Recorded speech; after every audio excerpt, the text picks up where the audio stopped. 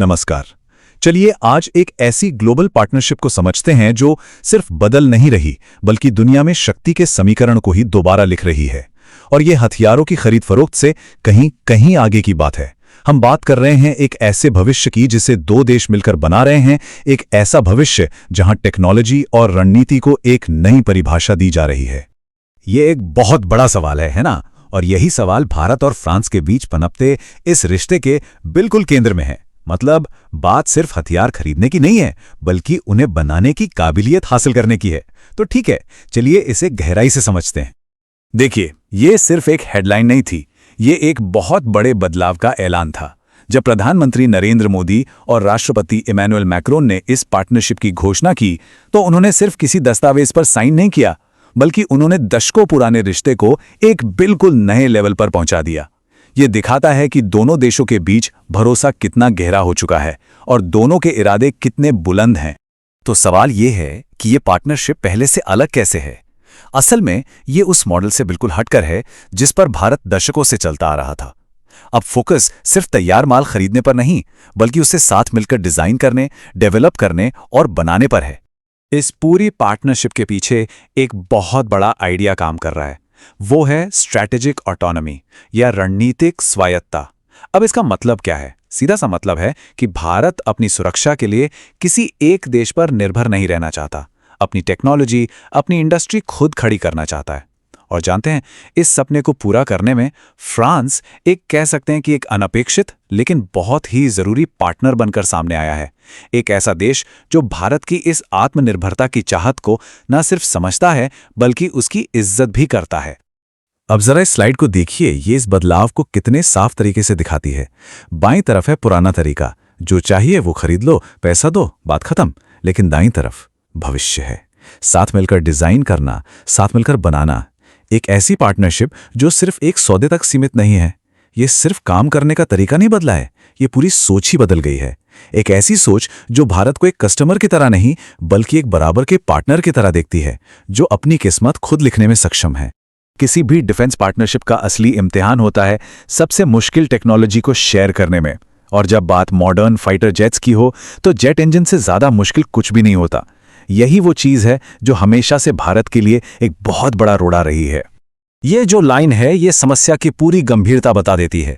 दुनिया का सबसे अच्छा फाइटर जेट डिजाइन कर लीजिए, लेकिन अगर उसे उड़ाने के लिए एक पावरफुल और भरोसेमंद इंजन नहीं है तो वो महज एक महंगा शो पीस है।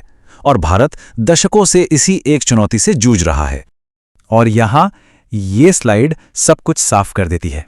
ये दिखाती है कि ये डील इतनी खास क्यों है।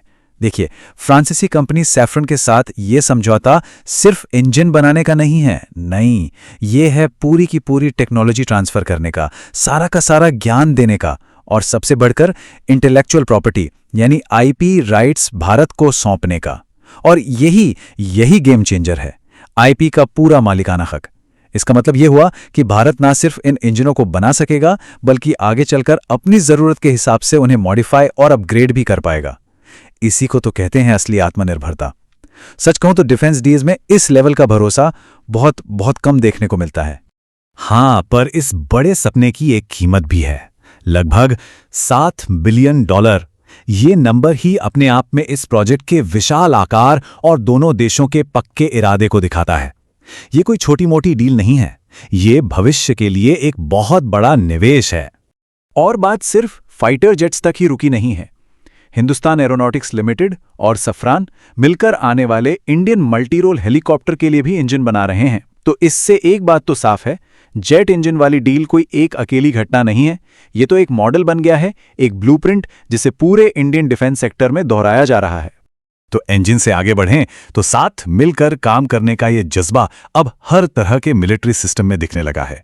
ये पार्टनरशिप अब सिर्फ एक या दो प्रोजेक्ट्स की नहीं रही बल्कि एक पूरे डिफेंस इकोसिस्टम को बनाने की है।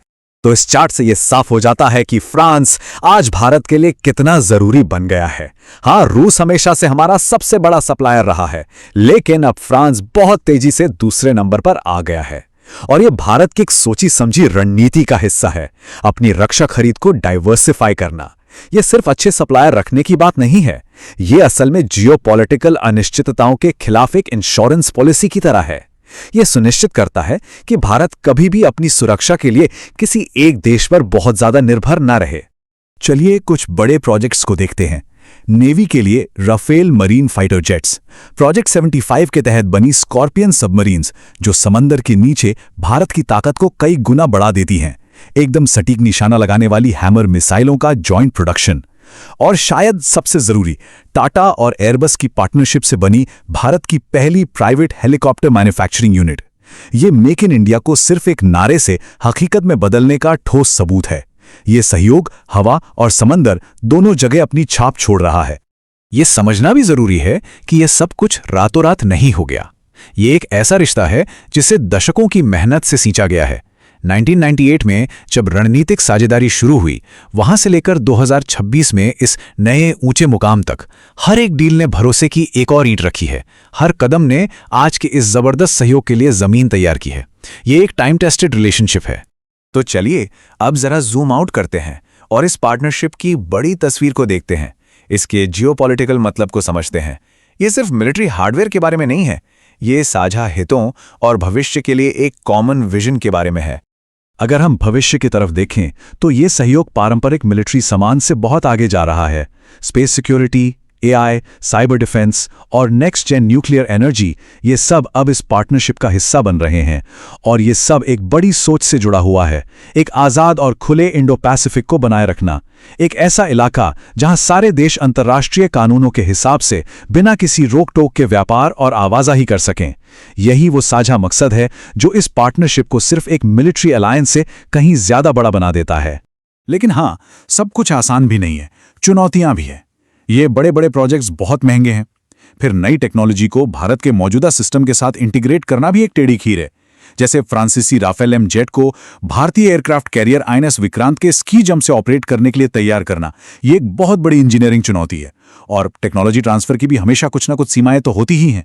इन मुश्किलों से पार पाना ही इस साझेदारी की असली कामयाबी को तय करेगा। और हम इस चर्चा को इसी सवाल पर छोड़ते हैं। जैसे जैसे दुनिया में पावर का बैलेंस बदल रहा है, भारत और फ्रांस के बीच ये गहराता रिश्ता सिर्फ दो देशों का मामला नहीं रह गया है। इसमें इंडो पैसिफिक क्षेत्र के भविष्य की सुरक्षा और स्थिरता को आकार देने की पूरी क्षमता है। यकीनन ये एक ऐसी पार्टनरशिप है जिस पर आने वाले सालों में सबकी नजर रहेगी।